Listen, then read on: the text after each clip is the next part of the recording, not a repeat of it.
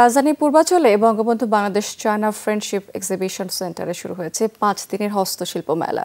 দুপুরে বাণিজ্য সচিব সেলিম উদ্দিন মেলার উদ্বোধন করেছেন। দর্শনার্থীদের জন্য প্রতিদিন সকাল 10টা থেকে সন্ধ্যা 6টা পর্যন্ত উন্মুক্ত থাকবে এই মেলা প্রাঙ্গণ। এই আয়োজনে আছে 94টি স্টল এবং প্যাভিলিয়ন। সরকার হস্তশিল্প পণ্যকে বর্ষপণ্য 2024 ঘোষণা করেছে। এরই ধারাবাহিকতায় রফতানি উন্নয়ন ব্যুরো এবং বাণিজ্য মন্ত্রণালয়ের উদ্যোগে প্রথমবারের মতো এই আয়োজন করা হয়েছে। মেলায় পাট এবং চামড়াজাত পণ্য, বেত এবং বাঁশের আসবাব, তাঁতের কাপড়, জুয়েলারি, মৃৎশিল্পের পসরা সাজিয়েছেন উদ্যোক্তারা। দর্শনার্থীদের সুবিধার্থে কুড়িল বিশ্ব রোড হতে মেলা প্রাঙ্গণ পর্যন্ত বিআরটিসির শাটল বাস সার্ভিস চালু করা হয়েছে।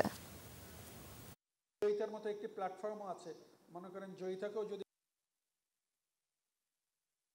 এরকম বাণিজ্য মেলা শুধু ঢাকা কেন্দ্রিক না, এটা ঢাকার পাশাপাশি বিভাগীয় শহরগুলোতে যদি করা যায়, বিশেষ করে যেখানে স্থানীয় উৎপাদক যারা আছে, স্থানীয় বিক্রেতা যারা আছে, তারা যদি ওখানে তাদের পণ্যগুলো নিয়ে আসতে পারে, আমার মনে হয় সেটি সহায়ক হবে।